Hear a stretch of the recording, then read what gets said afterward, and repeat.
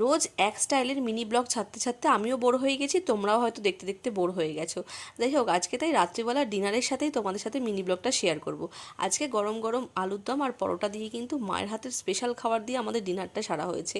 যেহেতু একটু রিলস বানিয়েছিলাম, মুখের মেকআপটা তুলিনি, তাই রাত্রিবেলায় কী কী আমি ইউজ করি তোমাদের সঙ্গে সেটাই শেয়ার করব। প্রথমে কিন্তু আমি ফেস ওয়াশ দিয়ে মুখটা ধুয়ে নিলাম, বেশ কয়েকদিন ধরে ইউজ করছি, এটা খুবই ভালো। আর তারপর হার্বাল ট্রিয়ের এই অল স্কিন টাইপ টোনারটা আমি ইউজ করি, এটা আমি বিউটিশিয়ান প্রফেশনাল কাজেও ইউজ করি আর বাড়িতেও আমি এটা ইউজ করে থাকি। আর তারপর সেটাফিল দিয়ে ভালো করে মুখটা মাসাজ করে নিই, যেহেতু আমার স্কিনটা ভীষণ ড্রাই আর এখন প্রেগনেন্সি টাইম চলছে, তো আমাকে একটু ভালো করেই মেনটেন করতে হচ্ছে।